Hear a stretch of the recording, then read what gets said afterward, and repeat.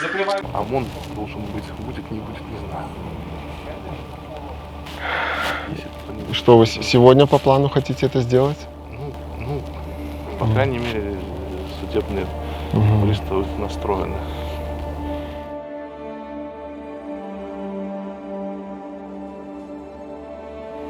Людей бить не будут, надеюсь? Я не знаю. Что тут они будут? Там же, да, я так понимаю, что служба или есть там.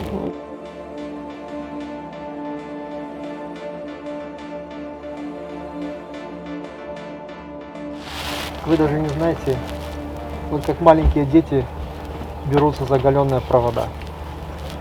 Вы хотите проклятие на свою жизнь, разорить церковь? Вы же всего лишь исполнители. Вы же не решаете То вопрос. есть доступ предоставлять добровольно вы не собираетесь? Вам это надо? Я вас предупреждаю. Я вас не пускаю, потому что я вашей жизни защищаю. Я вас предупреждаю, в случае невыполнения законных требований судебного исполнителя законное лицо может быть привлечено к административной ответственности в соответствии со статьей 23.4 Кодекса административных правонарушений. Вам все понятно? Знаете, я привлекался много раз. Я этого не боюсь. Доступ вы будете предоставлять? Не предоставлю. Не предоставите. Значит, будет происходить вскрытие. Представитель ЖЭО, подождите, пожалуйста. Открываем? Откроем дверь. Вау!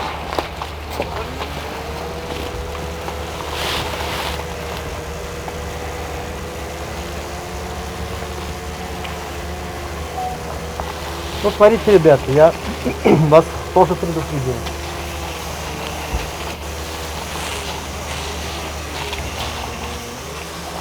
Это непростое дело.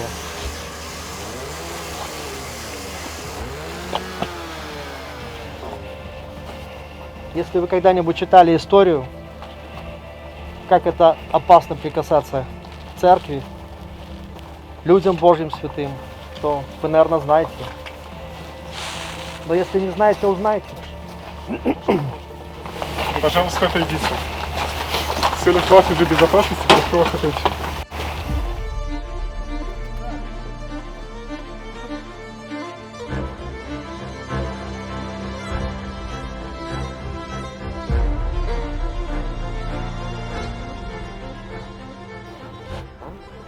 Так, вам пришло письмо? Да, от судебных исполнителей нам пришло письмо. 17 февраля они придут в 11 часов, предпримут очередную попытку выселения. Потому что первый раз они приходили в январе, ограничились тем, что составили протокол, ну, что мы не выселились и ушли. За это пастора осудили, дали штраф. Вот сегодня они пришли. Это в январе было, да? Да, в январе. Сегодня они пришли, приехали сразу уже с милицией. Вот, много, вот сколько машин, штук 6, наверное, или 7 милицейских было. Ага. Вот. Уехали просто? Да, да. И судебные исполнители, может быть, их штук 10. И подошли и попросили, чтобы мы открыли дверь. Но мы сказали, мы добровольно не будем открывать. Вот, тогда они позвали слесарей с ЖЭСа, и они спилили бензоинструментом дверь. И вот всей этой толпой они вошли в здание. В здании в это время находились где-то человек 50, 60, может 70 верующих. Молились в это время. Они взяли микрофон и сказали, что, значит, чтобы все вышли. И по некоторой неподтвержденной еще информации сказали, если кто-то не выйдет, то поедет на сутки. Вот. Ну и люди все вышли, вот стоят здесь, все, кто-то уже уехал домой.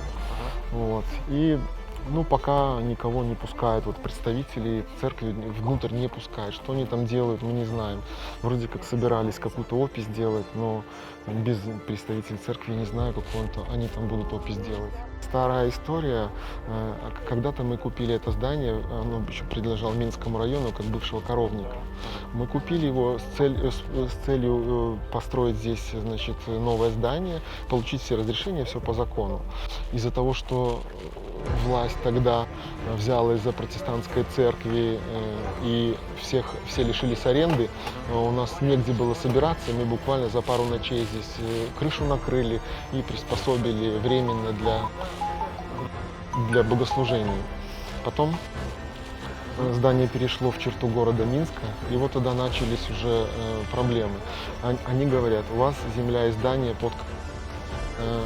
типа, разводите коров.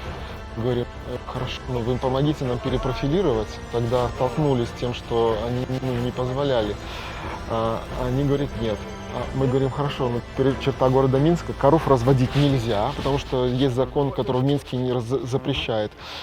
И молиться тоже нельзя, потому что типа коровник. И вот они на этом формальном основании, покойный мэр Павлов, он подписал, раз они типа коров не разводят, изъять у них здание и землю.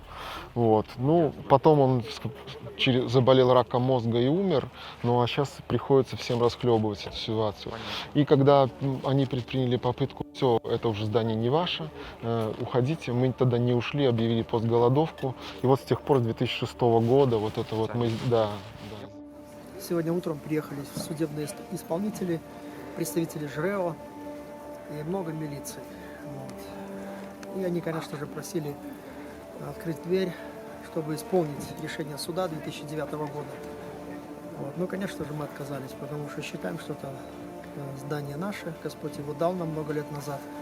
И на этом месте мы хотели построить прекрасную церковь, но с тех пор, знаете, с этих судебных разбирательств, этих споров, мы ничего так не добились.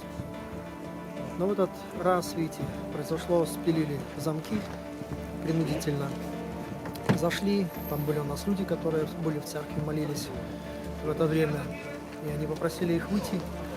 Вот. Ну, конечно, мы оставили наше здание, и теперь в здании много представителей органов власти, которые делают опись имущества. Кое-что позволили нам ценное забрать, вот, и унести, вывести. Вот такая вот ситуация.